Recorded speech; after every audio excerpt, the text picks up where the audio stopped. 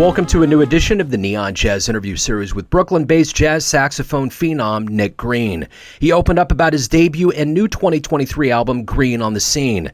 The album features an all-star New York City band, including drum legend Kenny Washington. Born and raised in Brooklyn, he comes from a family of hardworking immigrants who helped instill in him the kind of discipline and grit needed to survive in the Big Apple. It was Nick's father who bought Nick his first saxophone at 8, and he was deeply influenced by recordings of the masters like Lester Young and Charlie Parker. He's got a great story of meeting Charles McPherson. Enjoy this interview. Nick Green. How's it going, Joe? What's up, my man? How you doing? I'm great, thanks. Thanks for having me. Great to meet you, man. Great to meet you.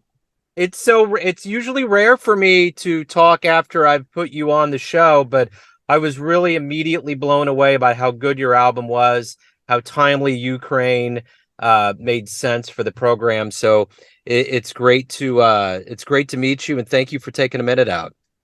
No, thank you, man. I appreciate it. What an introduction into the world of jazz this album's been. Yeah, it's exciting. I mean, it was something that I had on my mind since before the pandemic, and obviously COVID put everybody on hold for a year or two. But as soon as stuff started opening up again, I was like, all right, it's time to do this, So I just persevered and stayed focused, and I'm really happy. I'm really happy with the end result, especially considering I'm my biggest critic. I'm actually really proud of it, especially for a first album. Well, and I guess that's the other part of this is living through COVID. It really went through the jazz community like a wrecking ball. So I'm curious, how did you survive that 3-year period now that we're emerging, and obviously you're triumphantly coming out with the new album and live shows? How did you get through it, and how has it changed the way that you do things now? Yeah, well, I mean, you just said it changed. It's kind of amazing. I've noticed, especially, I was born and raised in New York City, so I've really noticed a tremendous change, and we all have noticed a tremendous change just in the city here. With the impact of the pandemic, it really has changed.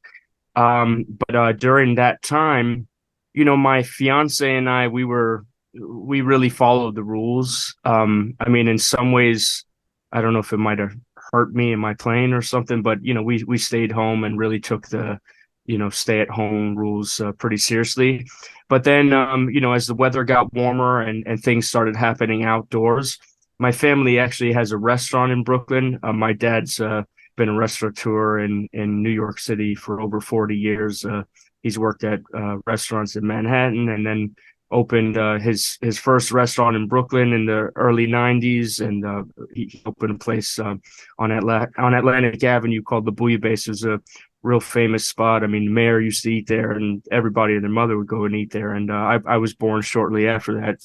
So I actually decided to help out my father and kind of keep the restaurant alive during the pandemic, because my dad actually got stuck in Puerto Rico.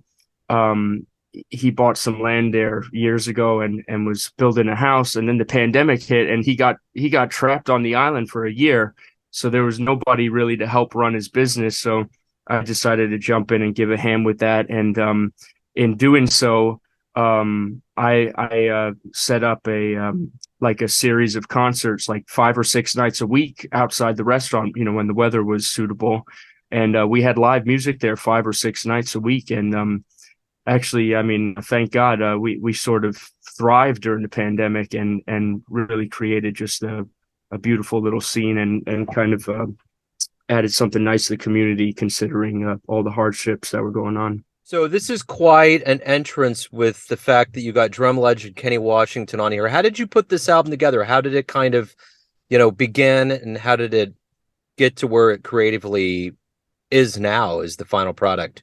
I was, I had the music sort of in mind, and I was trying to think of the band to put together. And me and Joe Magnarelli had played a bunch together in New York. I played on a number of gigs with him as a leader, and he and I sort of really have a special thing together. Really nice sound.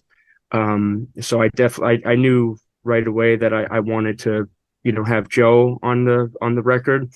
And then I had played with Kenny a few times in the past when he taught at Purchase College where I went to school, and we did a concert one time with Joe Lovano that was led by Pete Malvern, great pianist. And that was the first time I played with Kenny, and it just felt so good. I mean, obviously he's one of the greats, and he really brought something special out of my playing then. And the one or two times I got to play with him after that, I just noticed he really has a special thing of really bringing the best out of people. So I knew I wanted to have Kenny on the date.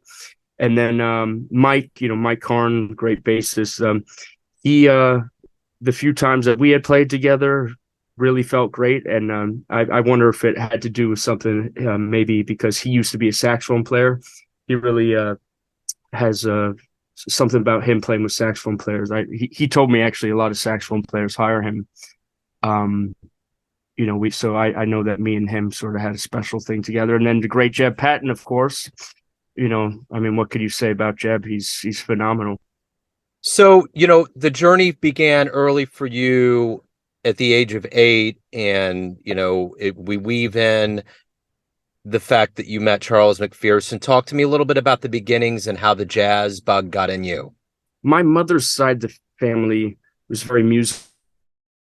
Actually, my mother's aunt, her name was Yana. She was a big star back in the day on the BBC in the 50s.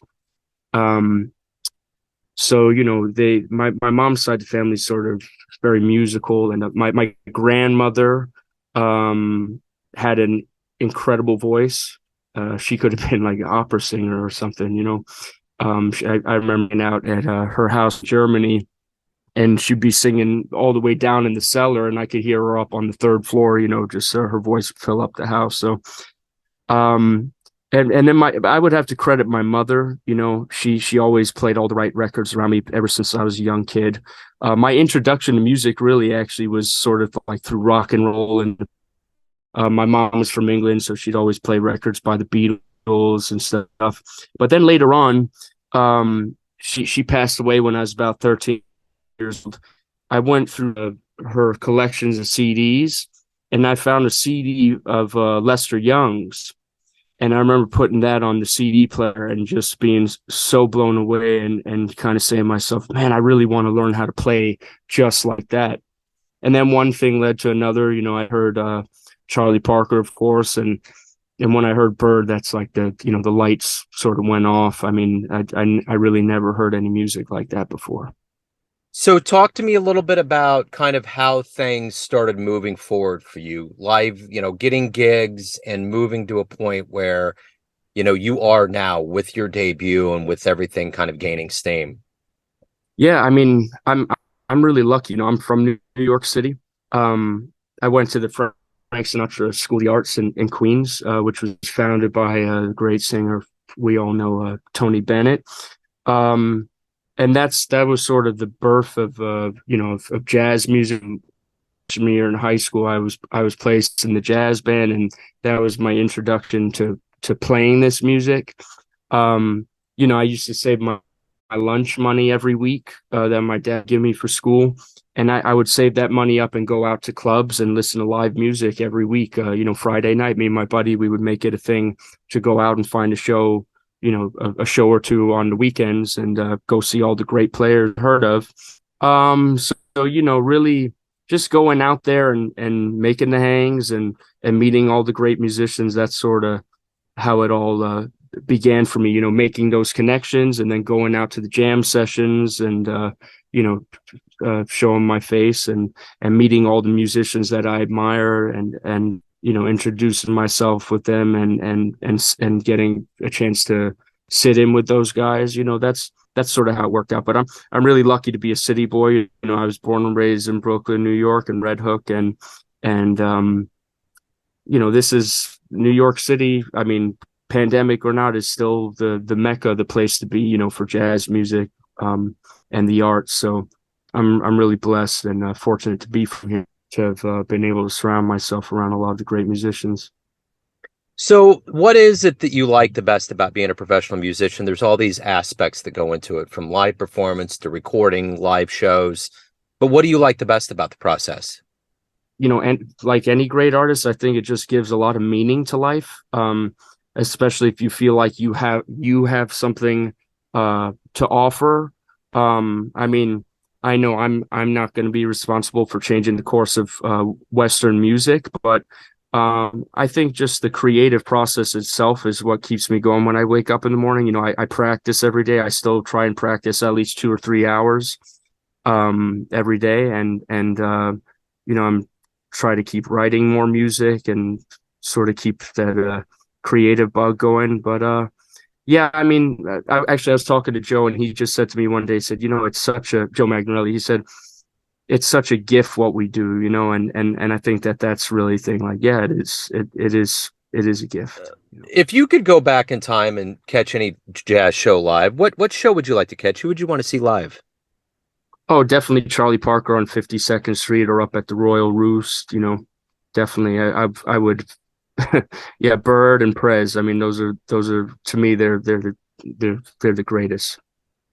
That question was born out of me being down on 18 and Vine enough, thinking about what that day was like. Um, so, um, so everyone out there has a perception of you.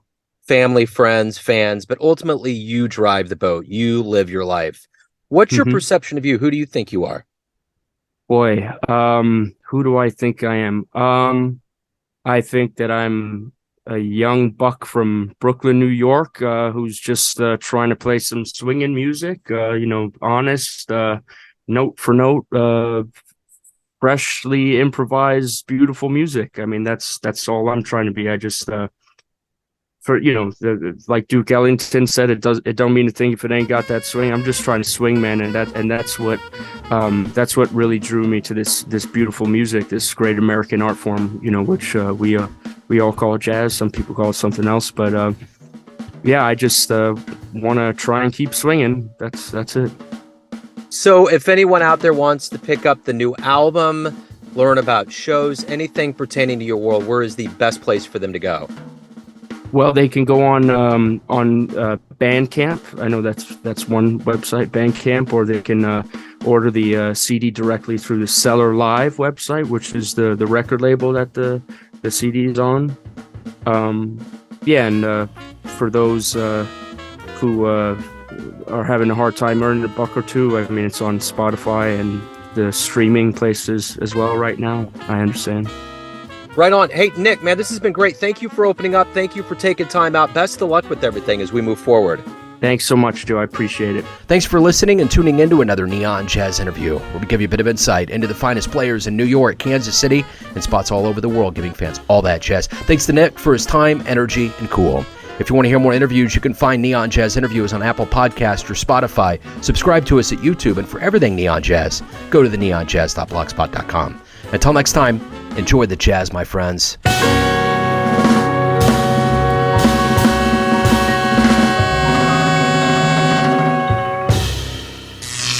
Neon Jazz.